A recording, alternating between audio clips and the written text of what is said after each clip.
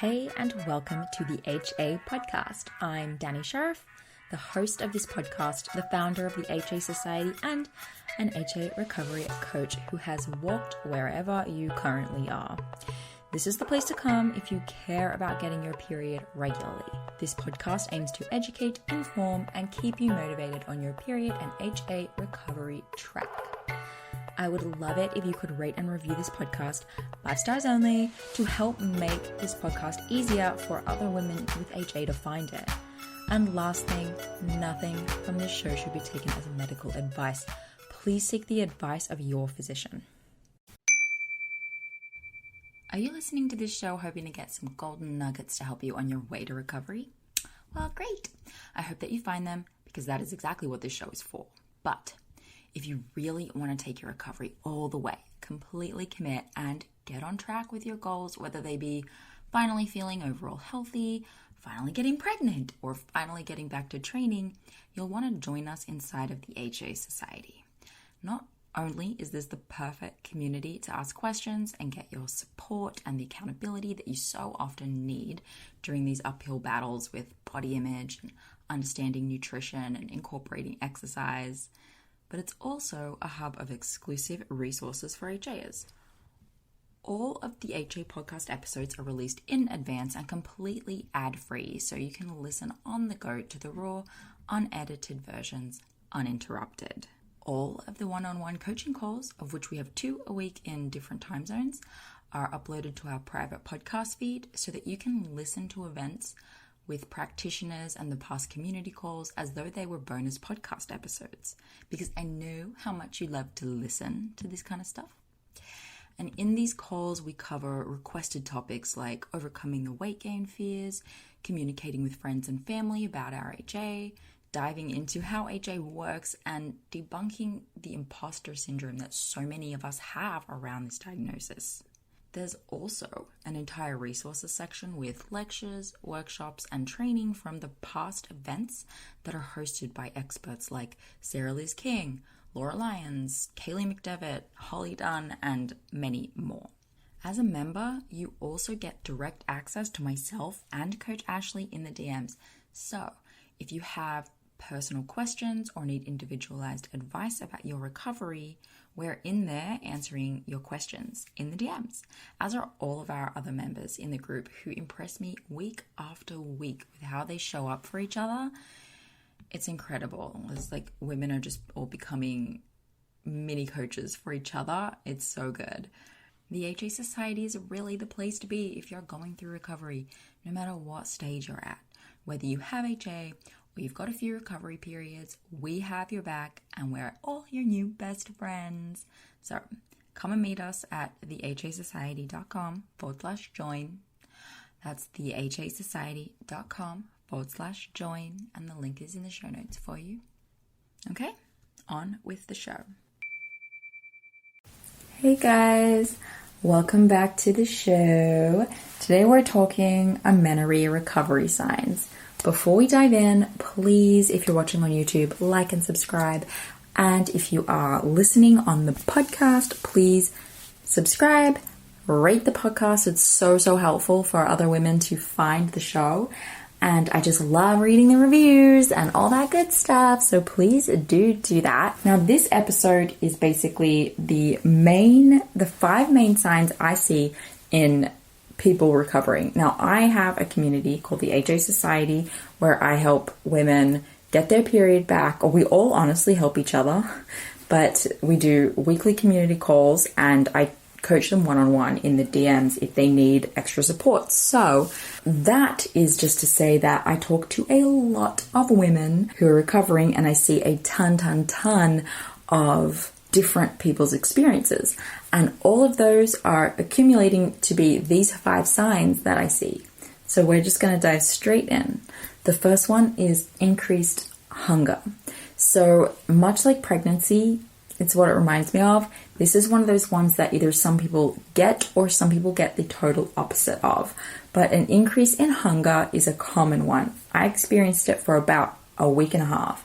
Some people get it for 2 weeks, 3 weeks, 3 months, 6 months, 8 months. Everyone's timeline is different. So if you're experiencing extreme hunger and wondering when is this going to stop, it will stop eventually. But this increase in hunger is happening because you have been in a calorie deficit or an energy deficit for so long that it's your body firing up and switching on and being like, oh, we're being fed. She's got access to food. She's in an abundance of food. We never get that. We get that so sparingly. So we're going to capitalize. We're going to maximize. We're going to up her metabolism now because we've been down regulating it for ages. Now we're going to up it. We're going to increase her desire to eat so that she eats more. And we're going to start working on replenishing the energy stores that have been depleted from us. So that's essentially what's happening in your body. That's why you're experiencing that hunger, and everyone's hunger is going to come on and wane differently, but it's a really great sign that your body is moving in the right direction. Now, on the opposite side of that spectrum is improved satiation. So you may experience the extreme hunger and then the improved satiation, or you may experience just straight away improved satiation. And satiation means how full you feel full. You know, when you eat a meal that you're just like pleasantly full from and it keeps you full for a while. Maybe some of you don't know what that's like. Or maybe like me, you once thought that was not even possible for you. You're just always going to be ravenously hungry. But you'll find when you enter recovery, you start to feel pleasantly full. You start to feel satiation. And when I have one-on-one clients or HA Society members say like, I can't believe I'm not ravenously hungry anymore. What's happening to me? I know that their body is settling in. It's finding a groove. It's feeling like food is no longer a scarcity and food is available to you when you want it. That's how we know that you're on the right track. And also, it's just a sign that you're not hungry anymore. You're giving your body the fats and the proteins that it needs to actually feel full. That's how the body works. We're not actually always hungry, shockingly enough. And you'll discover that when you go down the path of recovery. Number 3, and a lot of you who know me well will know that this is no surprise, cervical mucus. When you start to experience cervical mucus appearing in your underwear or when you wipe with the toilet paper, this is a sign that estrogen is rising and generally that you're actually about to ovulate. So a lot of people, warning, see cervical mucus for a prolonged period of time before they actually ovulate. So just because you're seeing it does not mean that ovulation is imminent, but it does mean that your ovaries are trying.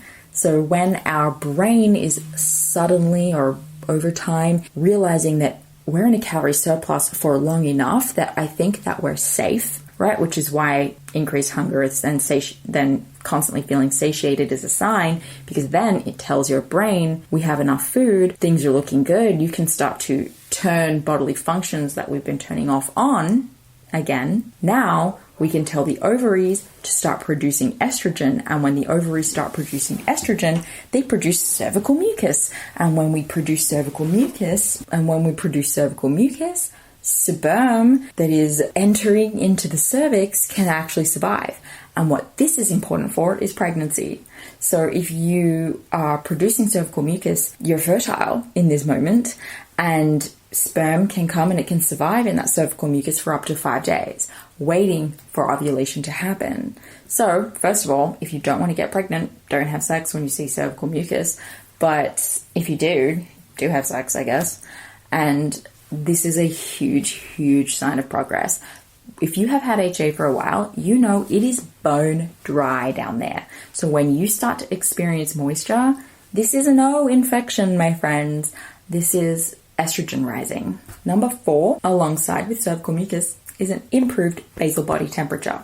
So 9 times out of 10, when I get a new client who's had HA for ages, particularly because they're under eating or they're over exercising, we start to take our basal body temperature first thing in the morning with a basal body thermometer.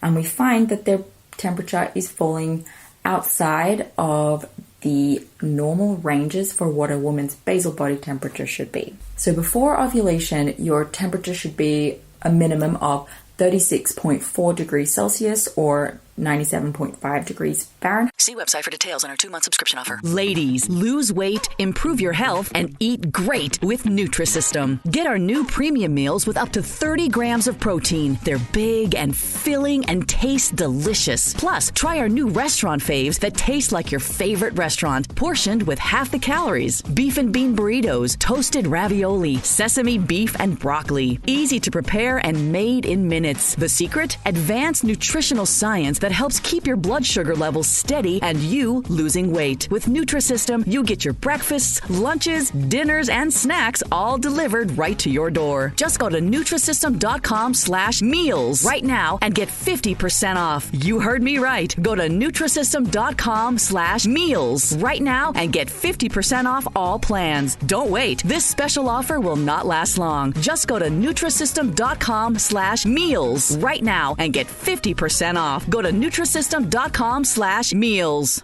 Right. And if we're seeing temperatures lower than that, like in the 96 Fahrenheit, the 35 Celsius, I see this a lot. And this is a sign that metabolism is low, potentially thyroid issues. Not always, definitely not always, but potentially. And it's generally just a sign when it's that low that we're a ways away from ovulation. And it gives me an indicator of what types of changes we need to make nutritionally and supplements and stress-wise and calorie-wise, and how long it's going to take us, to be honest. And then when we continue taking the temperature and making the lifestyle changes, when we see your temperature rise into the pre-ovulatory range that it should be in, this is a sign of progress. This is a huge sign of progress. And I think that a lot of people don't want to be tracking all these things. They just want to eat all of the food, rest, and wait for this bleed to happen. And they kind of get discouraged because they're not seeing progress. But when you're tracking things like your cervical mucus and your mood and your hunger and your basal body temperature, you're actually able to see all of these small wins and this progress that you're making along the way. So something that I recommend doing. And I have a blog post on that too, Fertility Awareness Method for HAs. If that's something you're interested in, I will link to it in the show notes. And also inside of the HA Society, I have a full mini course on how to get started tracking cervical mucus and basal body temperature. So if you're interested in that, I have the exact mini course for you. So you just have to join the HA Society. I'll link to that in the show notes, or it's thehasociety.com, and join up and you can access that mini course right away. Okay, now number 5, the last main sign that I see is better mood, libido, spontaneity, and outlook on life in general.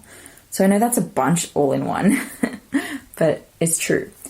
We start to see women get more relaxed about going out to dinner with friends and just eating whatever, and get more spontaneous about the choices that they're making or the things they go out to do, leaving the safety zone of their routine. They're usually in a better mood. They're less pissed with their partner or less agitated about everything and anything. This may sound a little bit weird and wacky, but it's true. I see so many women that are like, huge win. I just went to pizza with friends and I did not care about it. Or, this is awesome. My partner was just like, hey, do you want to go out to dinner? And I was like, sure. Even though I had already started preparing a meal a bit earlier, I just put it in the fridge and we just went out to dinner and it didn't stress me out. I think that this is really relatable to a lot of you listening who are still in recovery. So I want you to know that that is a sign. If you are experiencing being more relaxed about life and being a bit more go with the flow, that's a huge sign of progress.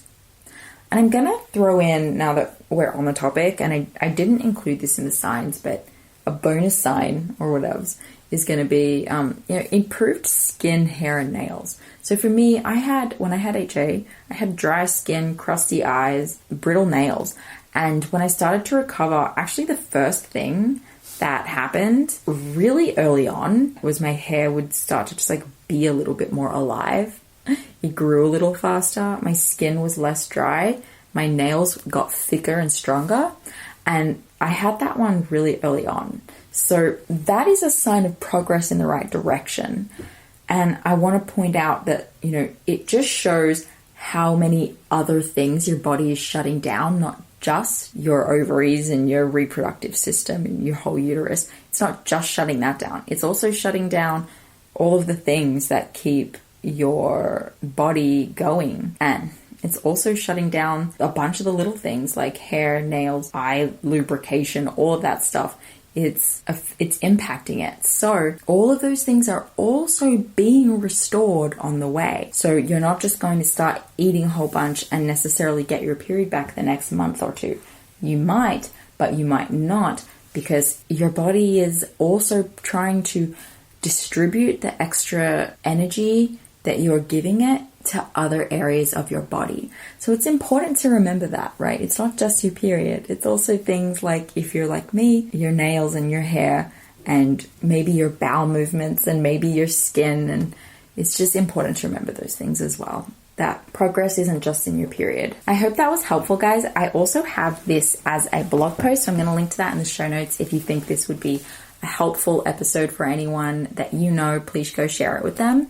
And come and check us out at thehasociety.com. We have a ton of blogs. We have a 7-day challenge you can do to help commit to recovery. We have a really awesome quiz that just helps you figure out how far might you be from getting your period back based on what you're willing to do.